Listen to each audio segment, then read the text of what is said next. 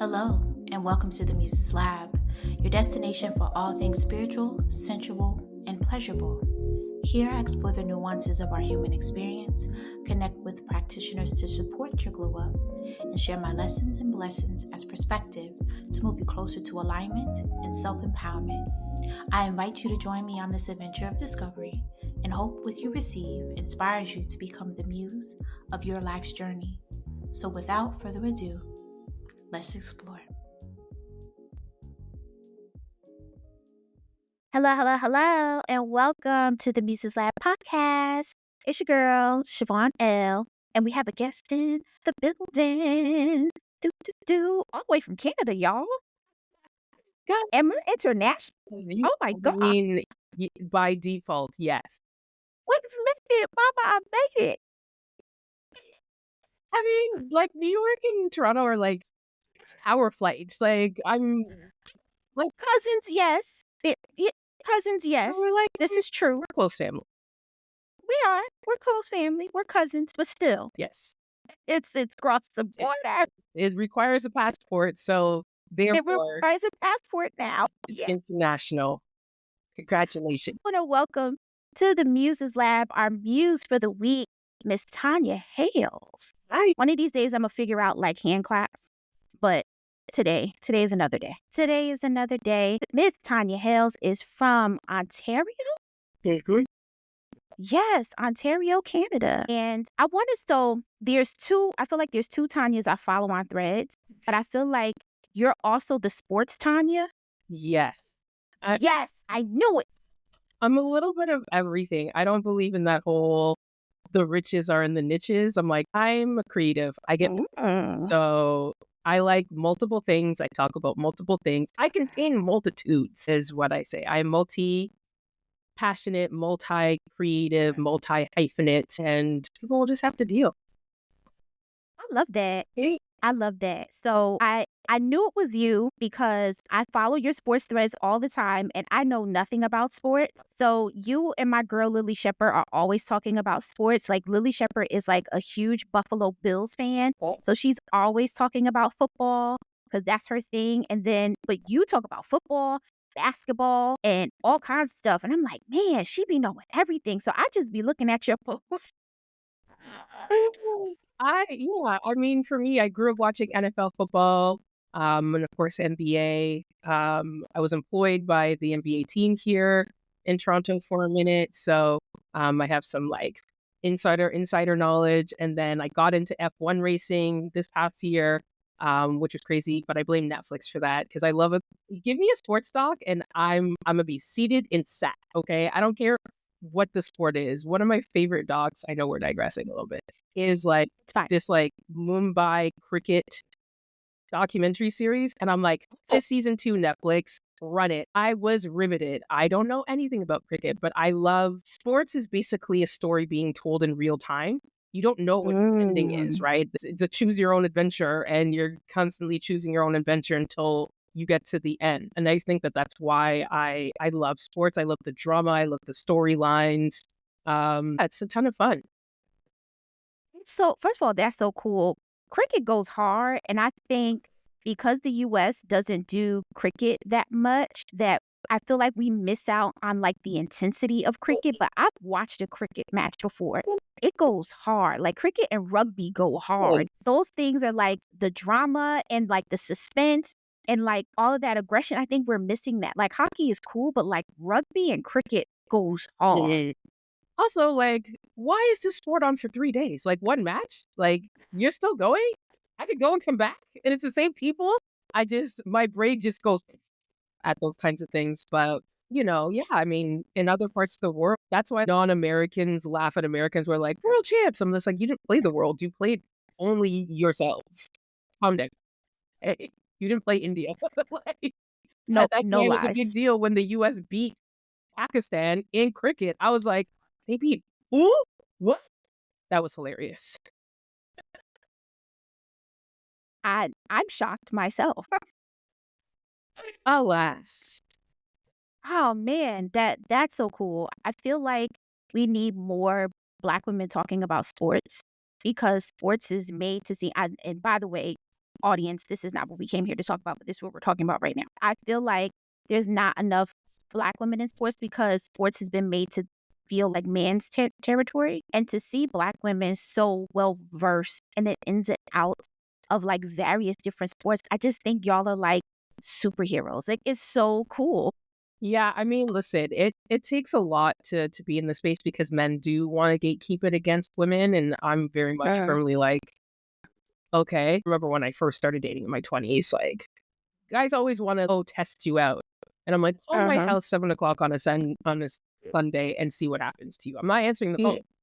I'm watching primetime with my family and just being in the space, and I've been in the trenches. There was a point where ESPN, when they first this is like 2001. Like, this is a long time ago when ESPN first started allowing comments on the section of their articles. And then you could have like profiles, so saying about you or whatever. And I'm like, I'm into these sports, and men always trying to test me and, well, what about this? And I mean, it still happens today, but a ton of amazing Black women who are more well-versed in it. And I'm just a fan, right? I'm a fan who makes my observations, and really, I love it. You know, it's fun. Plus, it gives me something to talk to these men about. So. Yes, I love it. I think that's so cool to be able to kind of like dip and dive in different type of conversations. And when the men come and try to test you, like to have like know your shit, because they can test me and I'm gonna fail. But like to know, I'm absolutely gonna fail. But to like know your shit, and then not just like know the game, but like know the players in the game and know like their stats, like that. I just feel like that's such a breadth of knowledge that's just like really cool to have, because sports is its own culture, it's its own world within itself. So to be able to like dip into what you do with the Event Bestie podcast, which we'll talk about in a minute, and then what you do with Black Moms Connection, and then be able to talk about sports, like that juxtaposition, to be able to ebb and flow between that, I just think that's like super cool. And I love when Black women allow themselves to be expansive and to lean into that multifaceted, multi-passionate aspects of themselves, because we're not a monolith, and we don't have to, I like that, the riches in the niches, like we don't have to like niche ourselves down.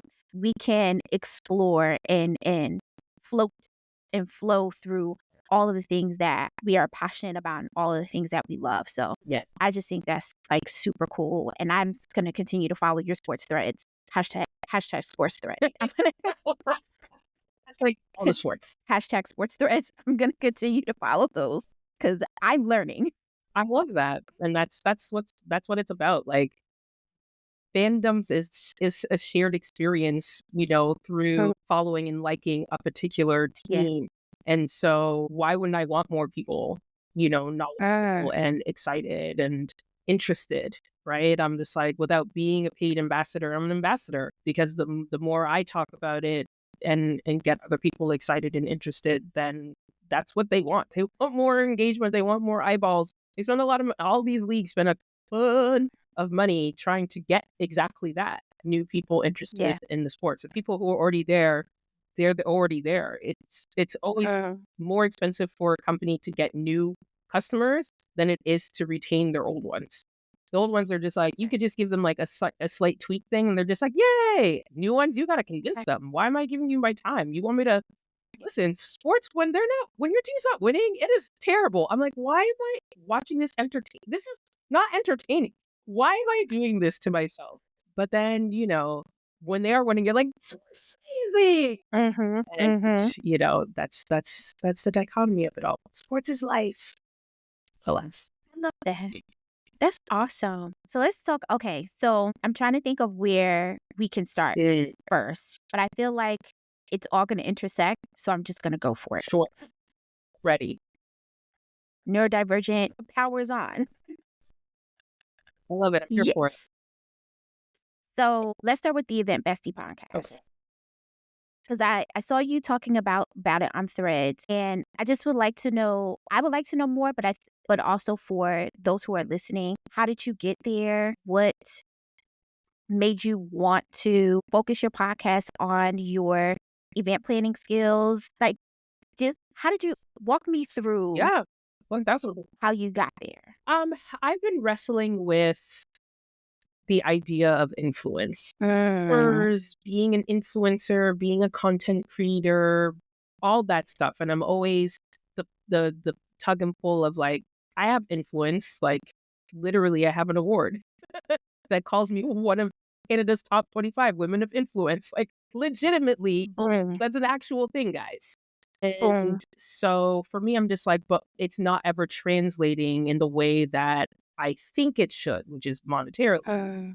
And so I go back and forth, and I'm just like, I'm a stubborn person when I want to be. I don't want to do things because the algorithm says that I should. So I'm going to do what I want. And having a conversation with my assistant, I'm just like, I'm trying to think through like the content plan. Like for someone who works in social media and digital media and stuff like that, I'm terrible at marketing myself.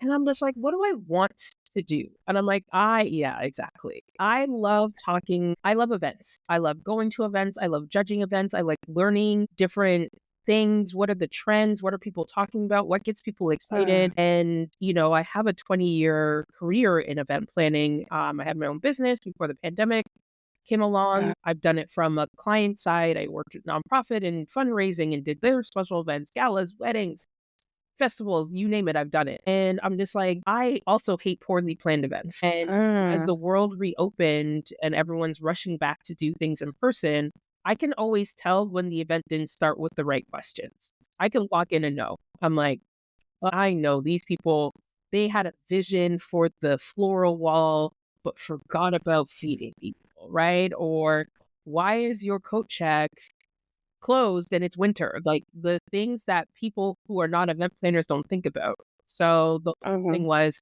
I want to teach what I know and do that in two different ways. So there is an online course in the works that I've been working on for like almost a decade. It feels like at this point, I've been talking about it for so long.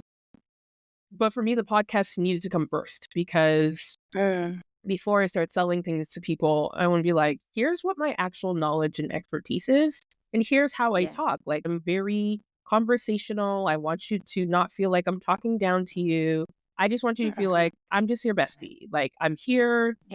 Let me help you. I'm going to take you by the hand when I say this, and let's go so that you can plan it. You want to host a brunch or an empowerment women's conference or whatever it is. The internet can be really overwhelming, right? And I know everyone goes to ChatGPT. I'm just like, that. Let's let someone who knows, who's been there, done that, guide you through. So I wasn't really sure about a podcast because it felt like a lot of work. So I threw it to Threads, which P.S. Threads is literally my new favorite platform. Same. It took me a long time, but I finally divested of Twitter.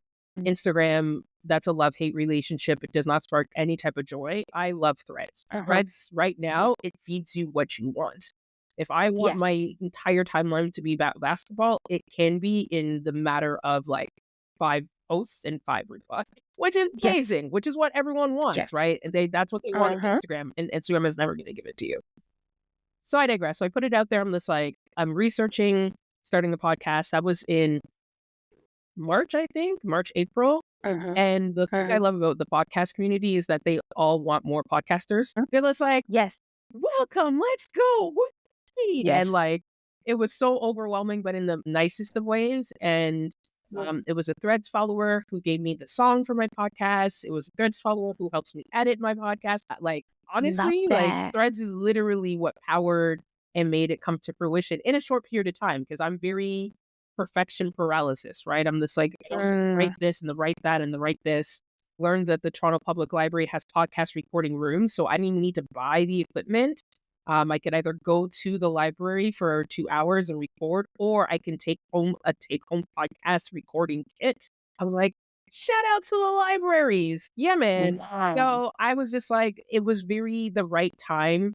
And I was very much like, it's 30-ish minutes. Sometimes it's more, just based on the conversation. It's audio only because, again, did we turn an audio format into videos because we wanted to, or because we were feeding what Instagram rewarded? Instagram was rewarding video, so that's why everyone made podcast videos. And I'm just like, I don't want to do that. I don't want to put my hair up. I don't want to put my face on. I don't want to care that my lighting is not working. I don't want to. Yes. clean my house if I don't want to. Like, I don't want to have to shush my kid. Like, I don't want to do that. So I'm not going to. I think podcast is the one platform where we have total and complete control over how Yes. long, where you distribute, what it looks like, what it sounds like. Everything is in your control, whereas everything else, the social media platforms, is not. You are on rented land. And if they want to, delete your account, they can and will and have.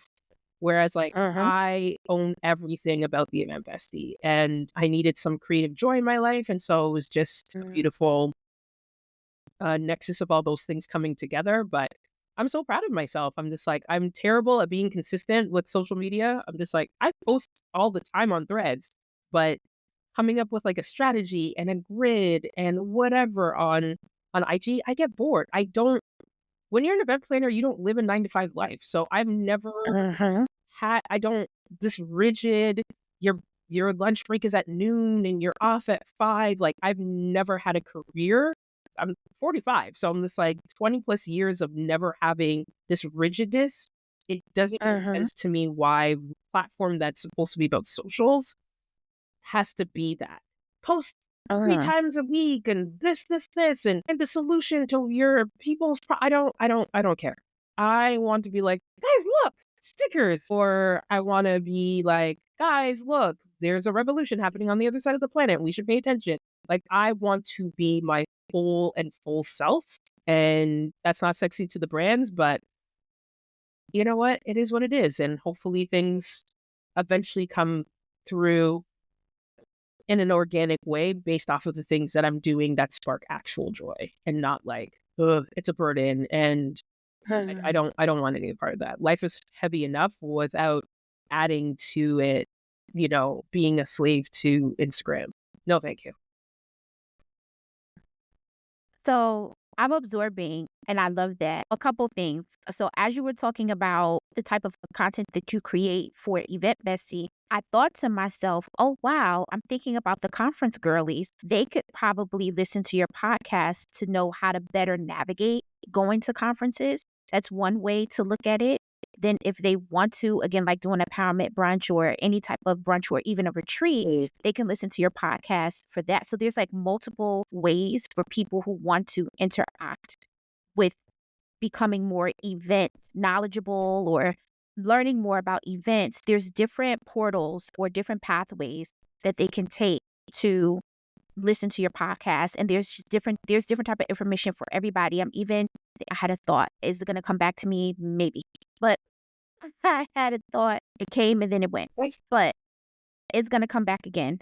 Possibly. Maybe it'll come back again. But I was thinking about the different ways that people can interact. That's the thing I was talking about, because you said that you like attending events. So even thinking about someone who's like, I want to just be more sociable. Like, I want to have my Bridgerton moment and re-enter society. And I want to do it going through events. Like, I want to become more social. There's even content on there, like how to become more social, how to create an event schedule for yourself, what to look for, things to look for. Like, there's something for everyone. And I think that's important, because if someone is looking at the name Event Bestie, they may kind of pigeonhole it to specifically event planning. But taking a deep dive into the type of content that you create on there, then especially it's 30 minutes. So that's quick. Like, I can listen to your podcast on the way. If I'm going into the office, I can listen to it on the way to work. Or if I'm doing like 30-minute clean, or if I'm doing like my hygiene routine, I can listen to it. Or even if I want to listen to it real quick as I'm getting ready to leave the house to go out and be out in the streets, I can listen to it. So there's so many different ways to interact with it. And also there's so many different ways for people who want to just kind of go into the world of events, whether it's event planning or attending events, navigating events, creating retreats, all of those things. There's something for everyone. Weddings, even like there is a ton of different ways, like you said, to interact with it. It's not just for people who want to plan events, it's for people who go and love the behind the scenes, like the beyond people. I've been stalking and following executive producers and reposting every behind the scenes image of it, because I am an event nerd. I want to know everything about when did they decide, when did they secure Beyonce, to what is the timeline? I want to see the production schedule. I want to see, when the first sketch to the last stitch. There's a ton, like the sheer amount of people that involves. I'm just like, Netflix, if you don't give me a BTS, flipping all the things, right? Because I want to know, and I love that I'm not the only nerd who's just like, I want behind the scenes. I want behind the scenes, and I'm like, yes, and that is exactly the thing behind the Event Bestie. People hate FOMO, but they want it, right? And so I want to know, like, how did that happen? Like, and for the vendors, it's like, stay ready, don't gotta get ready. Like, it's just like, I need 50 dancer costumes in 2 weeks. Can you make it happen? I'm gonna make it happen. Right. And so the lady who did her hat, like, these little things, Netflix just put them all together in a show and put it on Netflix. That's what I hoped the Beyonce Bowl was going to be. It was going to be behind the scenes, like how it came to be. And maybe it will, but dear Netflix, can I have Can I have the BTS? Like how Homecoming was. There was BTS mixed with the actual Coachella performance, which I love. I go back to Homecoming every now and again for encouragement because I'm not part of the hive, but I respect Beyonce as a showwoman. I respect her as a performer. I respect her as an artist. She is literally the hardest working woman in show business.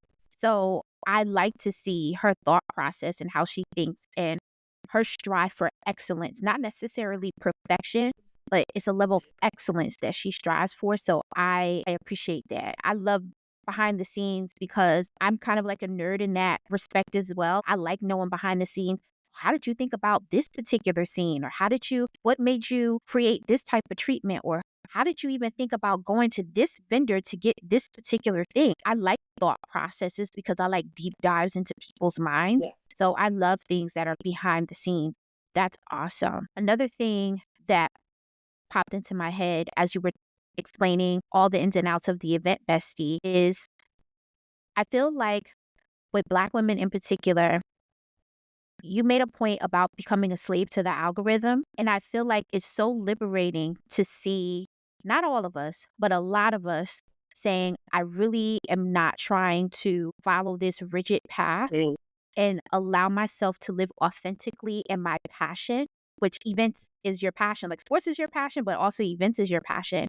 And now you've created this piece of creativity, this creative baby that brings you joy, and you're not forcing it to follow the structure that everyone else has when they create podcasts or do any type of marketing or campaigning for their creative projects or their creative ventures.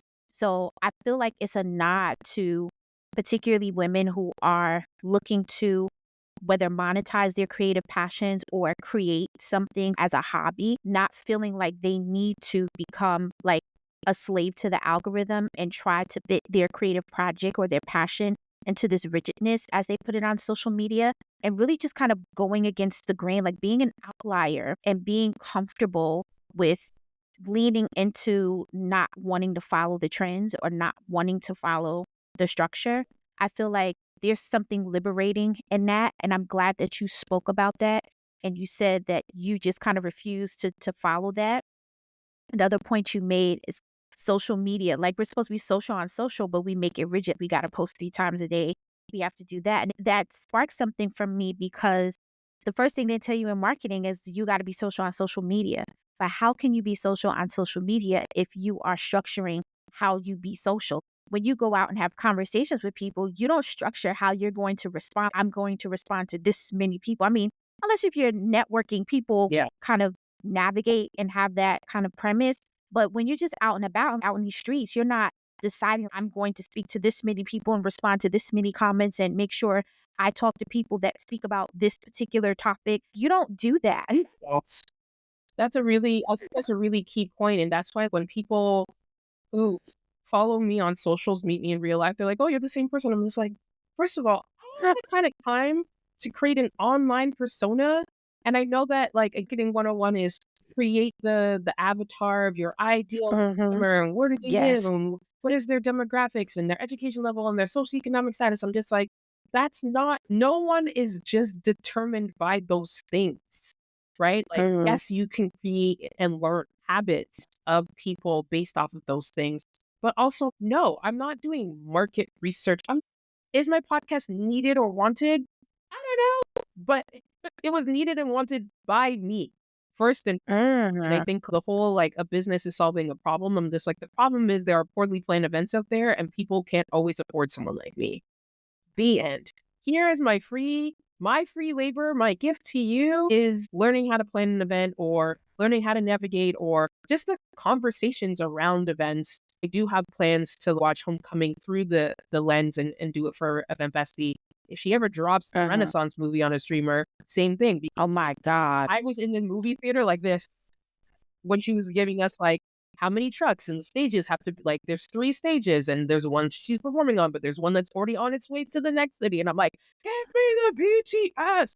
So I think for me, we're falling into all these like best habits, best practices on how to blow up and go viral and get followers. So that way you can get the brand deals, even though the engagement and the like, all of it just sounds like work. And it is. I don't want my joyful place to feel like I love doing my podcast. I have so much fun. I love the conversations. I'm still learning from the people that I've had on, and I've been doing this for 20 years, right? And so I think that exudes through the audio. And what you were saying before about like, you can listen to it really quickly. The very first episode is you're listening to this while you're folding your laundry. And I'm very proud of you, by the way, because that was the point. I wanted it to be you're waiting for your children or they're at basketball practice and you're just like, oh, I can't leave and go and come back because it's going to take too long. So I'm just going to be in the car or whatever. I want to be the thing that you can listen to quickly and feel like, okay, I learned something new today. I was entertained and now I've gone about my business. And oh, look, now the child is coming and I got to have snacks. Like that was the whole purpose of why I wanted to make it the length that I did. So I was intentional about some things for sure. And even I'm playing with like renaming it, even though it's not a year yet, because I really want to make sure that I'm just like, is it too infantilized by the whole like bestie part? I'm just like, I love it. It sparks joy. Maybe, I want to be grown up and taken seriously. Like my goal is to get to the Super Bowl this year. I've got 30 some odd days to make it happen. And not, depending on if my team is playing, I don't care about the game itself. I want to study and know everything about how the halftime show comes together. Because here's the thing. The Super Bowl is one of the world's largest watched things. Yes. Right? There's a lot of money. There's money that rides on who gets the coin toss and the first kickoff and the first touchdown and the first 100 yards. And so I want to see how they manage to get a stage set up and all this other stuff in such a short period of time and then get it off and not ruin the field because it's such an important game. You can't have a divot from the stage because if a running back trips on that divot, right, it can impact the game. So the stage has to be heavy enough but light enough. Like I just want to know everything about it. Wow. And I just need to put it out to the universe because someone is going to make it happen. And then your girl is going to be in New Orleans like this. That's basically it.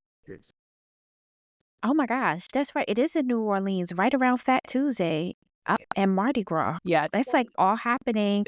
Yeah. Oh, wow. That just clicked for me just now that it's all happening at the same time. Yeah. The Super Bowl is the 9th of February, I think. Wow. That's a lot happening in New Orleans. Yes.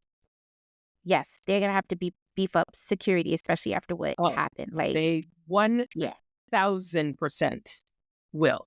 It's going to be sad because it's supposed to be like a joyous and fun thing. But NFL there's too much money in the Super Bowl for it. It's going to be more security than the Democratic National Convention. As it should be. So, yeah. As it should be. So while we're kind of on the conversation of pleasure, I want to segue to Black Moms Connection because a lot of what you talked about as far as like how you structured the Event Bestie had the mom in mind. And I like that because you know who your audience is. So when you started Black Moms Connection, what need were you looking to fulfill? Yeah, so Black Moms Connection started in 2015, and my son was 2 at the time. And two things. One, like most Gen X, elder millennial moms, we're all in mom groups on Facebook. That was just where to be, especially as a new mom. You're just like, I need to ask questions. But a lot of those mom groups, you can't ask culturally relevant questions because they're not culturally diverse spaces and or equipped to have culturally relevant conversations. So number one was, how do I ask the question about sunscreen for my son, which has a Black person? I'm just like, I've never really had the sunscreen conversation until, recently, right? And I was also a single mom from onset. So I really just wanted to build community.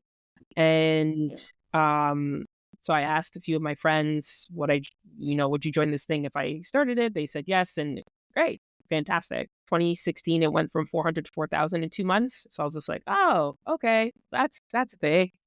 Great. Welcome, everybody. It was very overwhelming. I was like, what's happening? Because you have to think about this time now. Let's go back 2016, right? This was, you didn't have to ask people to put them in a group. You could just literally go through your friends list, be like, and add. So people were like, oh, this space is dope. They added their moms, their aunties, their cousins, their sisters, their friends. And it kept ballooning like that. Wow. And so later that year, so October 2016 is when I incorporated as a nonprofit because I wanted to be able to take the conversations offline. And I knew I wasn't going to get sponsors to sponsor a Facebook group. They're going to sponsor a nonprofit organization.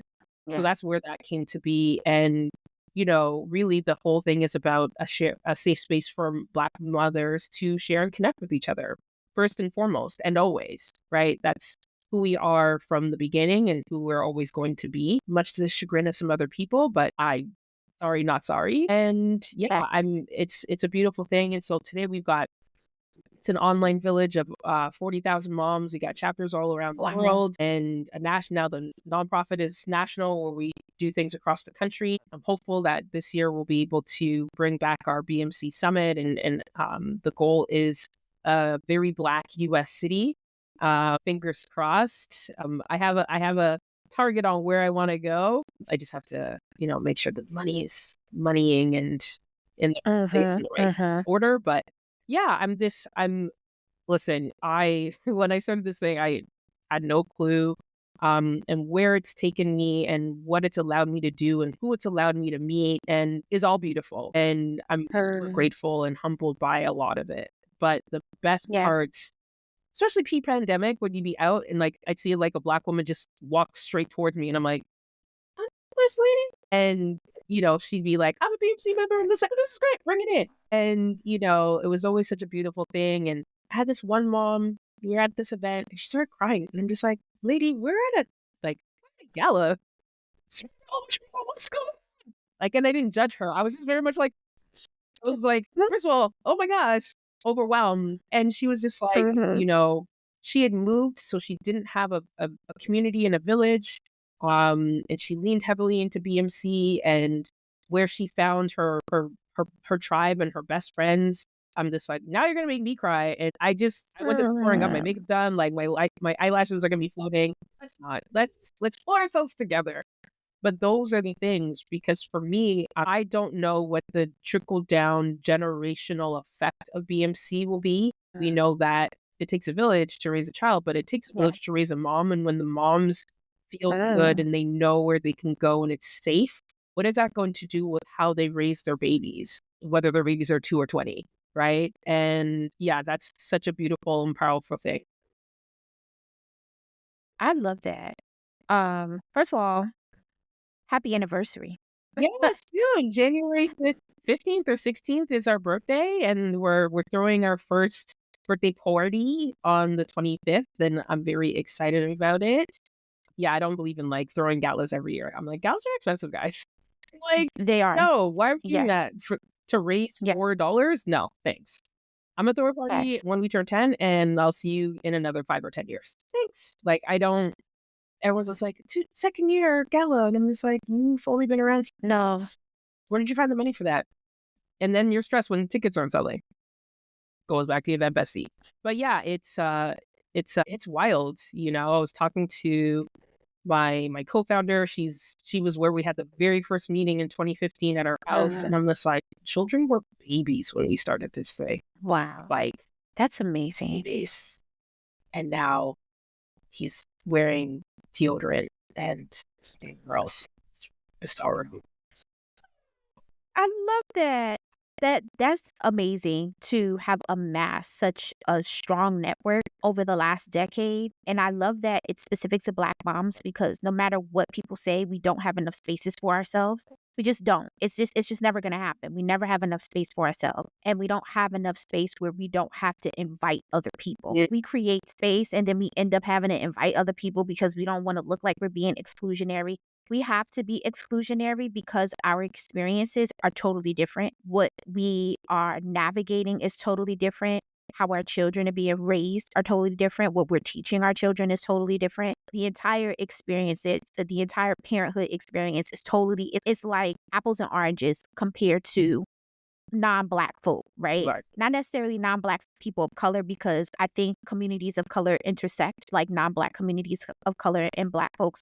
We have some intersections there, but the people who look like the back of our palm, the back of our hand, our palms, their experiences are not, we are not living the same experiences, right? There's not. I'll say this, sorry to interrupt. I think my thing is, No. there are some universal things about parenthood. We all, when the baby first sleeps through the night, we're just like, what is it? What's happening? Right? We all have that same fear. What's that smell? What's that bump? The baby learned to roll, or the baby rolled off of whatever surface.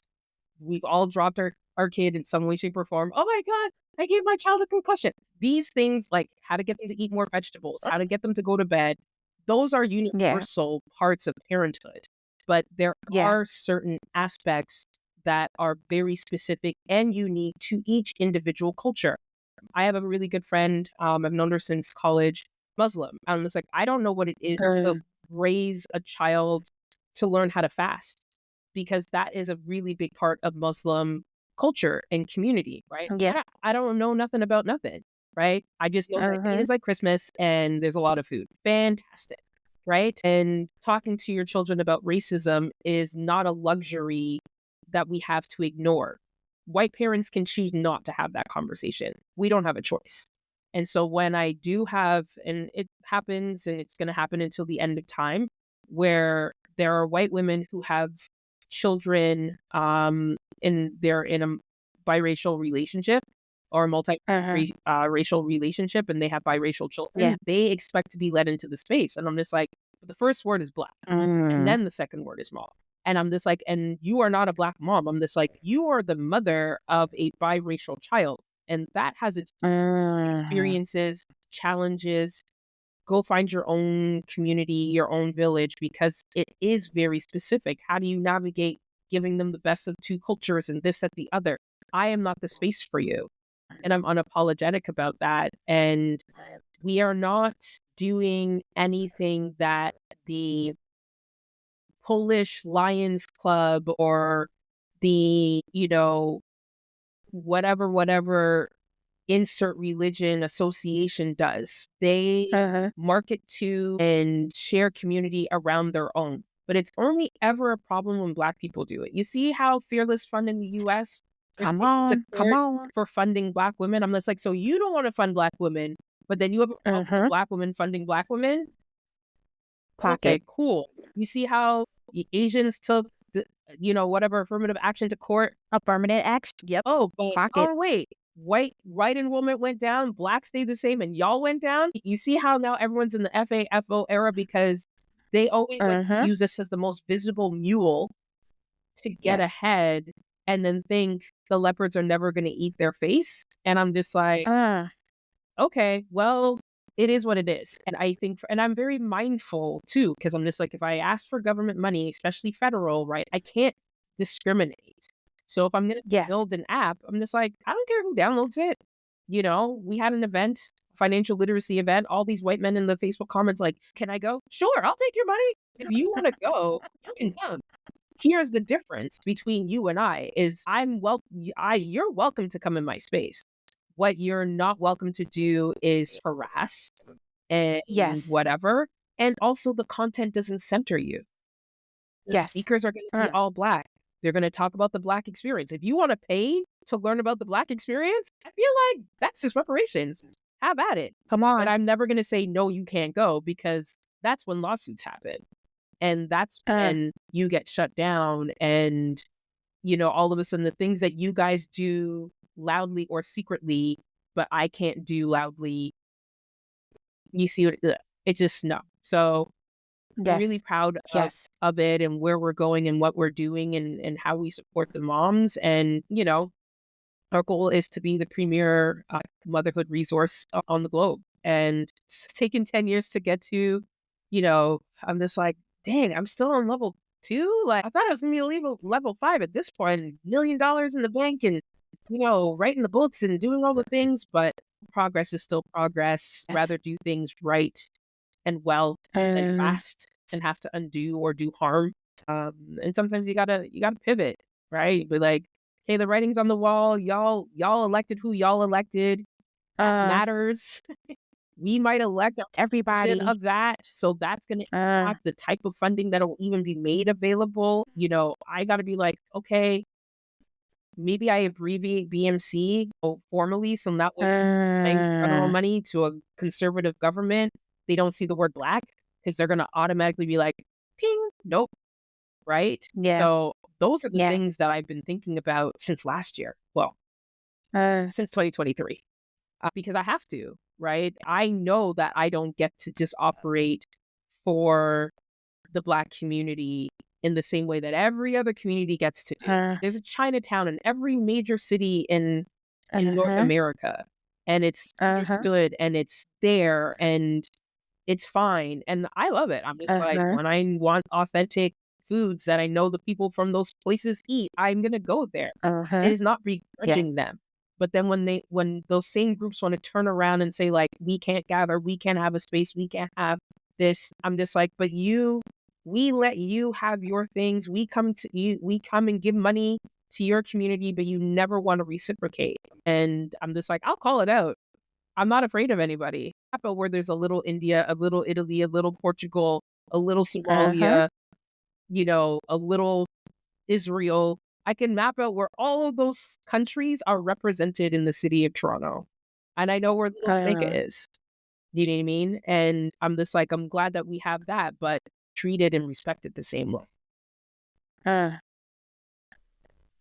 I'm taking all of that in because these are thoughts that I constantly have, like even with my own creative practice, leaning into me focusing on self-development and self-actualization, spiritual development for Black women and those along the feminine spectrum. Just the Black part I've wrestled with because I was like, oh, I don't want to exclude anybody, so I go Black and brown. And then I saw somebody on Thread say, brown is not. Yeah. Well, what you mean? Do you mean South Asian? Do you mean Muslim? Do you mean Hispanic? Because I'm just like, brown encompasses like 2/3 of the planet. Like, yes, I just need us to be really specific. And I was a person who didn't understand the hatred towards BIPOC as an abbreviation. I think also too, there's very much an American sentiment and a Canadian sentiment, like for and against it. Right? This is where, oh wait, we are 2 different countries with different cultures and different ways of thinking. Like, guys, it's just an abbreviation because you guys don't tend to use people of color. You guys use the Black and brown to encompass Black and brown people, but the brown is Muslims and South Asians and Hispanics, and half of those people are not even brown. So to me, I was just like, people of color, which is like Asian and all those other groups that are Indigenous and B is Black. But Indigenous people, I will use and say and type the words Indigenous. And I'm Métis, Inuit, First Nations, because those are 3 different categories of Indigenous. I'm a writer. I'm very specific with my words. I only used it as an abbreviation when we were talking, but I'm like still centering whiteness. And I'm like, you're right. So I'm just, who are we talking about? And I think ultimately how I, because I'm also the founding member of a space called Professional House, where meant for Black women entrepreneurs. So far, the people who are signing up to be members are not just necessarily just Black women. That's okay. Who you center and who you are for does not have to change despite who is coming in the doors or who's coming and seeking your services, right? You can still take a Black woman lens and inform and create and educate from that lens without excluding, right? And just making sure that people know it's no different than when I go to 90% of mom conferences, they're not to Black women. I No, know that. correct. I'm there to network and find connections and figure out who I can poach for my own BMC purposes and call it out and be like, this feels very white, right? And it usually is, which is why BMC Summit existed. And 2018, and I still have people who are like, I'm like, guys, it's 2024 and you're still harassing me about this one thing. But that's because there's never any spaces to be communal with people who look like you. And again, if non-Black people want to come, sure, but the content is still going to be geared towards who it's geared towards.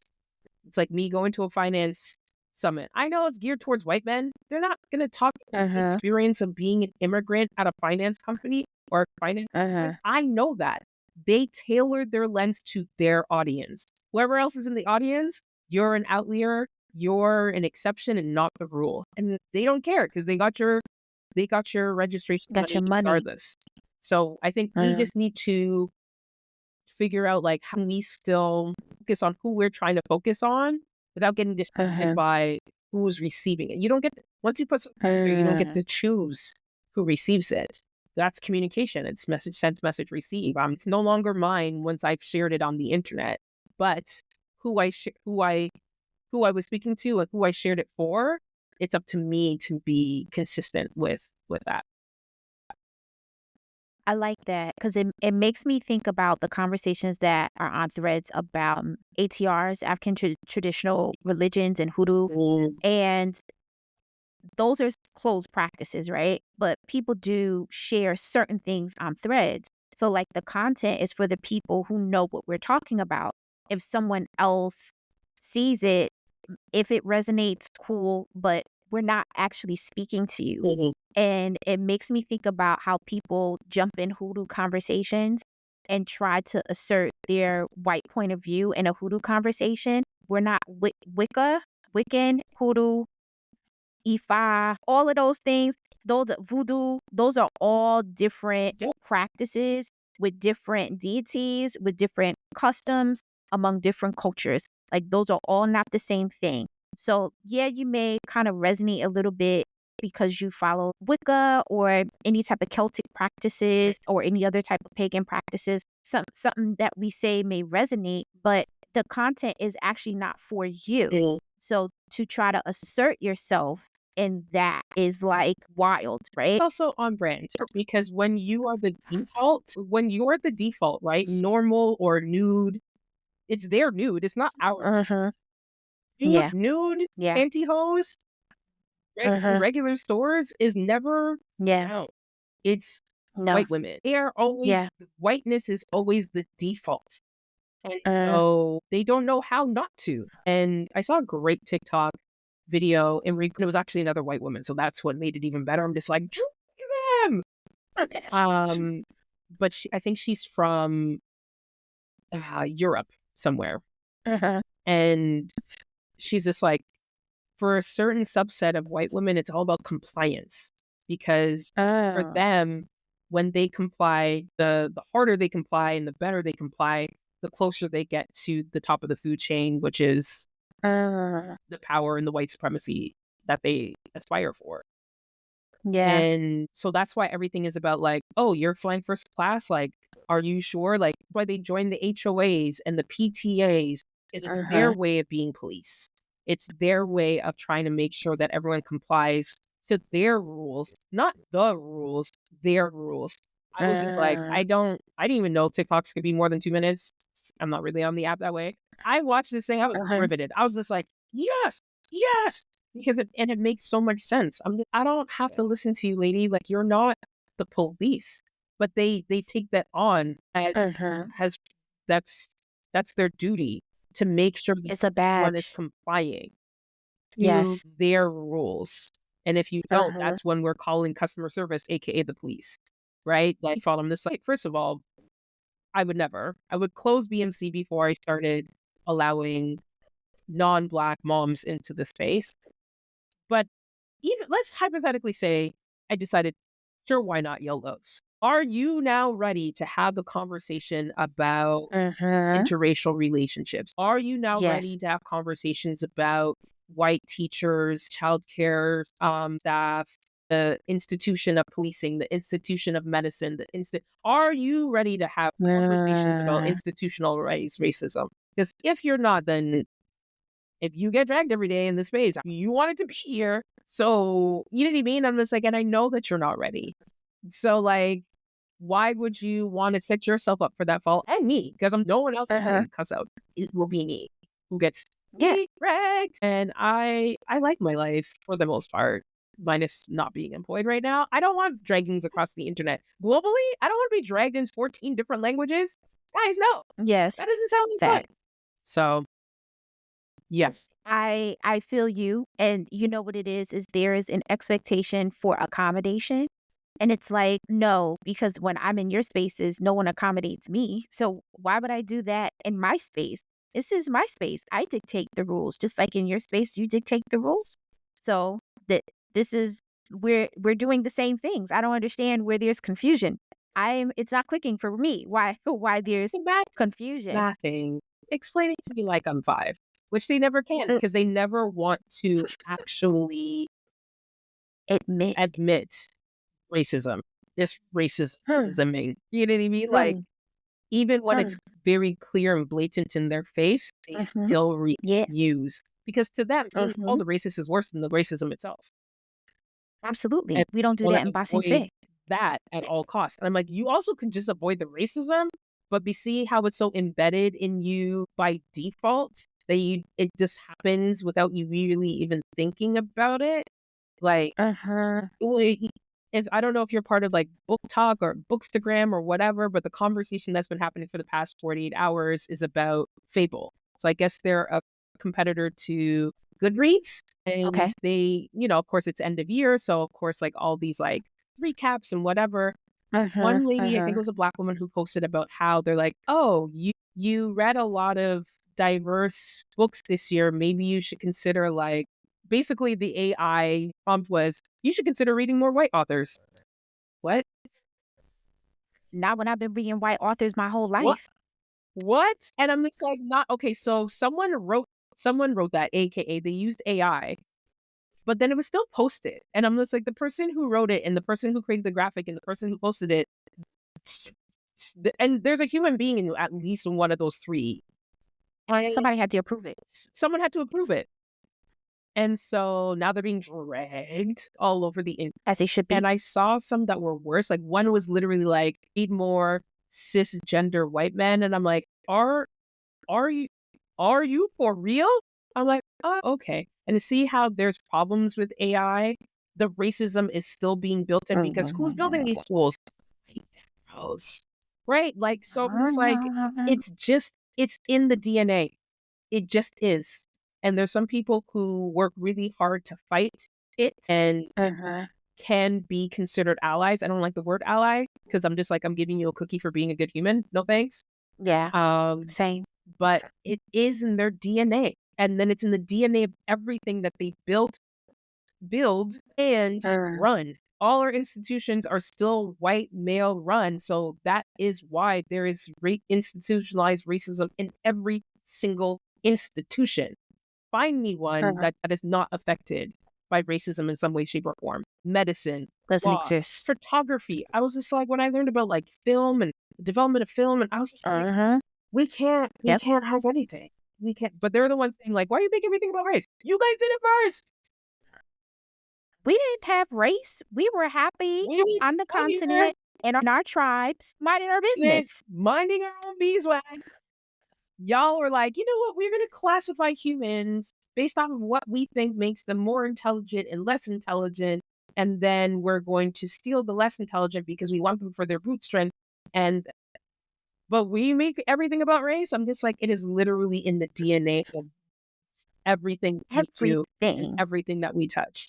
And so I'm Everything. here for the 92% being like, you're on your own. I'm here for, as you mentioned, like creators who go their own lane and chart their own path. And I think about Francesca Ramsey and Lovey Yes. Ajayi Jones and Issa and Quinta. Like they built their OGs of Yeah.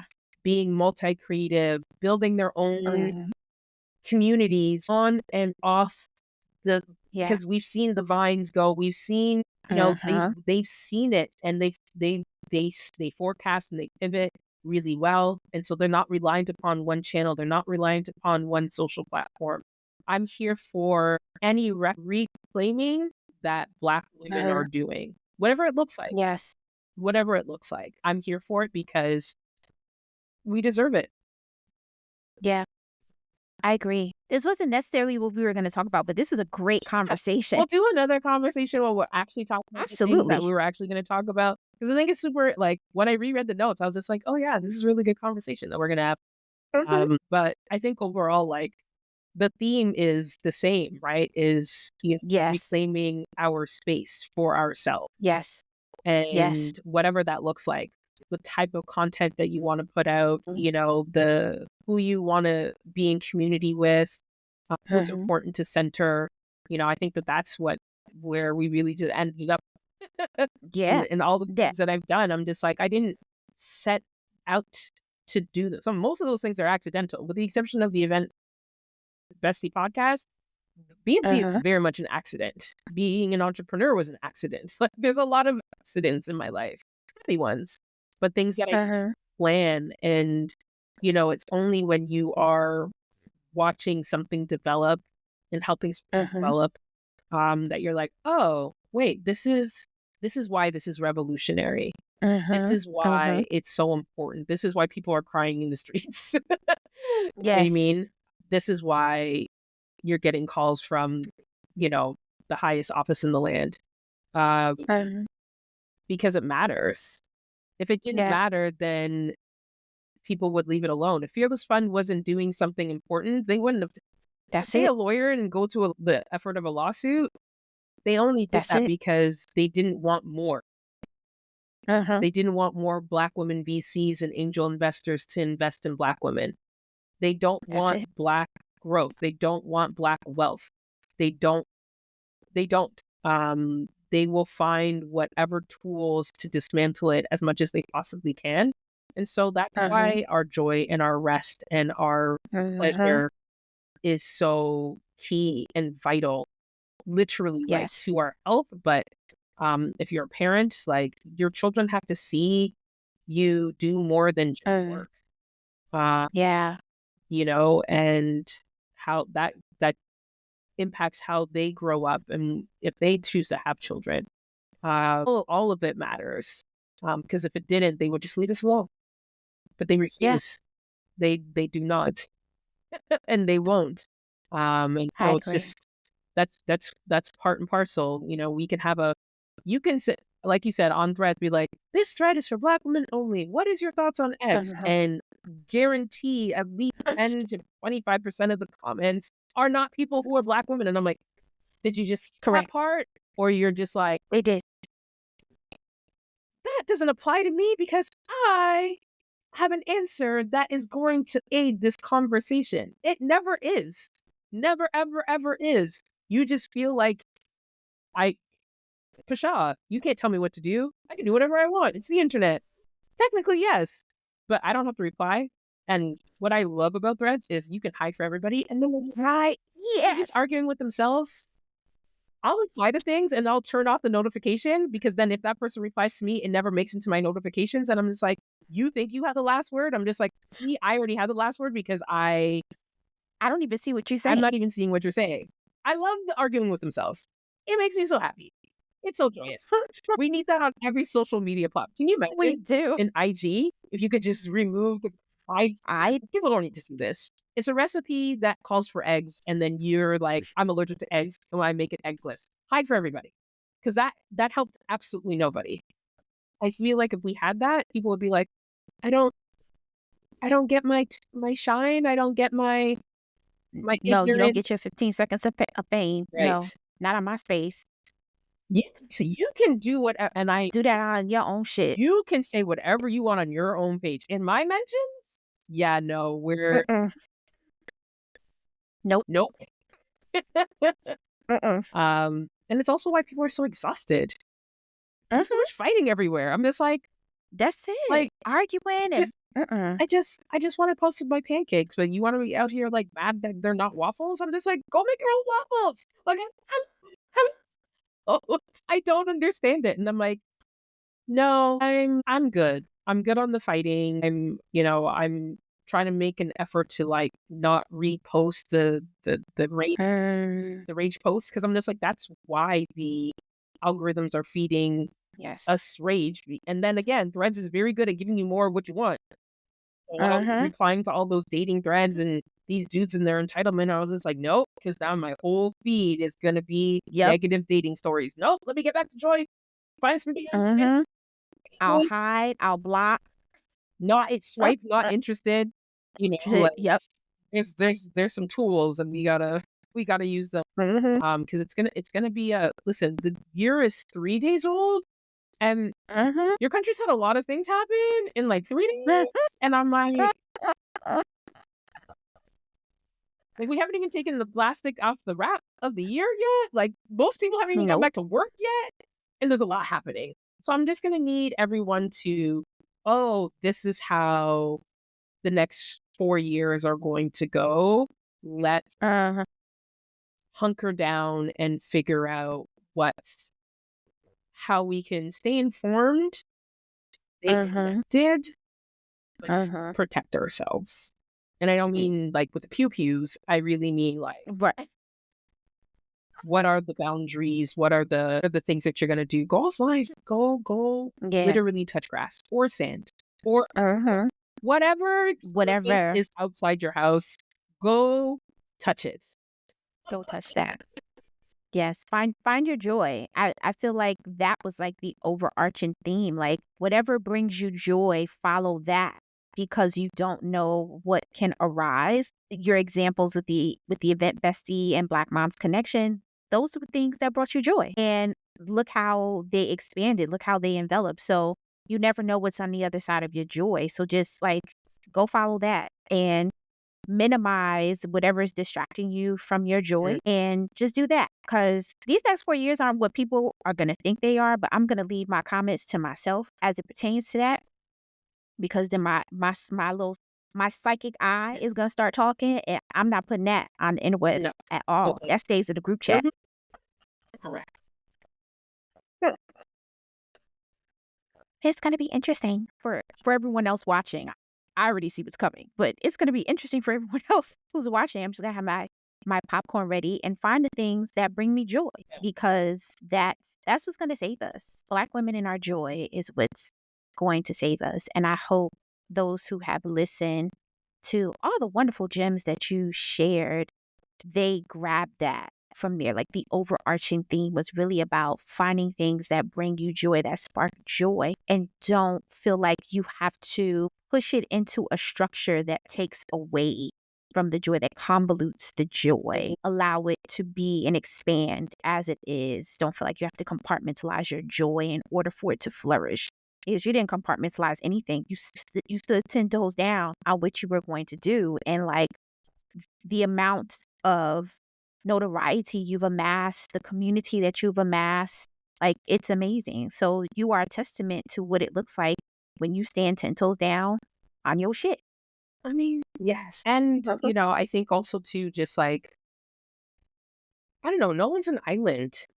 Like, except for the people who should be left alone because they are literally on an island. But I'm just like, you cannot build and grow without community. And I think amassing a following is not building a community. Those are two very different things. And we are not going to progress as a people without that. We have to go back to community, because it is the start of everything. When a baby is born in African communities, right, back on the continent, it is a communal activity, right? Yes. The naming and the ceremony, and I'm just like, we are so isolated and selfish in North America because capitalism is forcing us into. And people try to push against it and try. There's people are scraping, trying to get back to who we always were as a people. It's not in Black people to be selfish and not care. If I see a youth out in the street and doesn't have a coat on and it's wintertime, be like, "Where's your coat?" Like that is that is community, right? And all those things. Like I was supposed to be my brother's keeper and my sister's keeper, but they're supposed to also meet and fully, regardless of what happens in the next 4 years globally, right? Because love it or hate it, the U.S.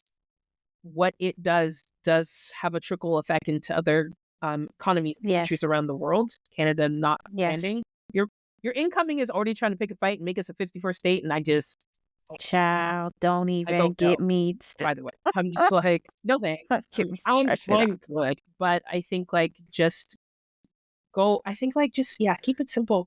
What makes you happy?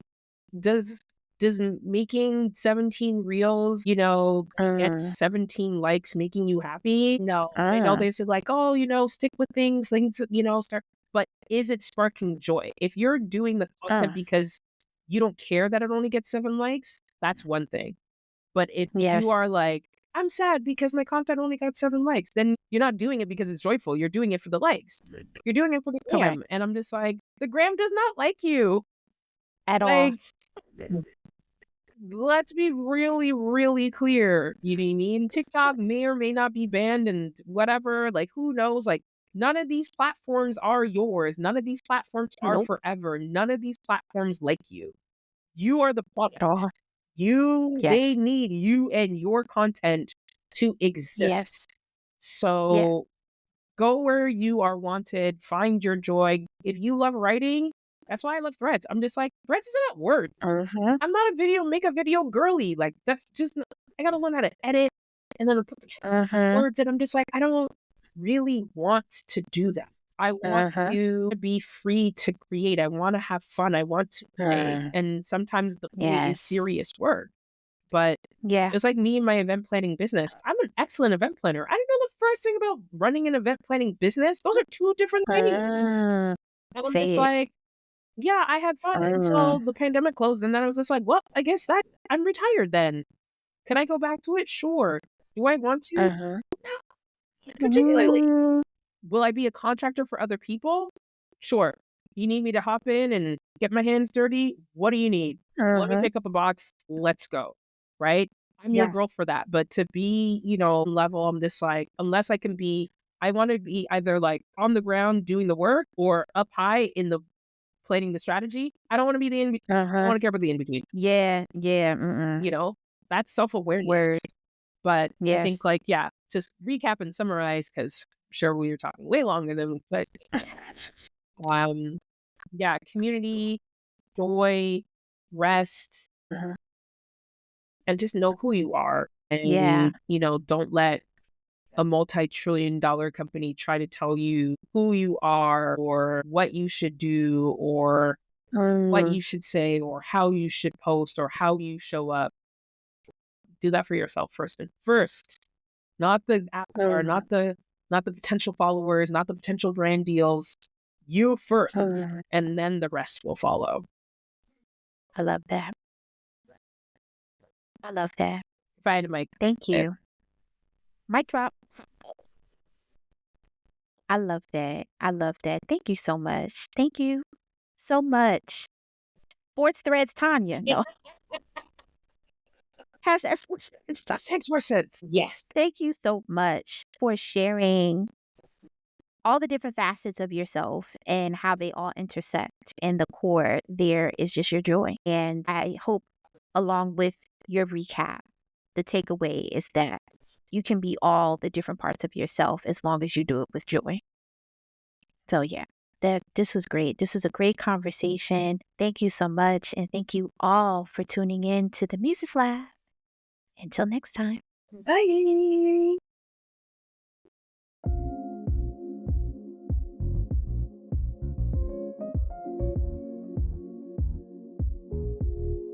Thank you for tapping into the Muses Lab. I hope you enjoy this week's adventure. Be sure to like this episode, subscribe on your favorite podcast platform, and share the wealth with others. Sign up for my newsletter and join the TML community at www.themuseslab.com. Receive weekly musings, early access and exclusive drops, as well as discounts on products and services. Thank you once again for tapping in, and until next time.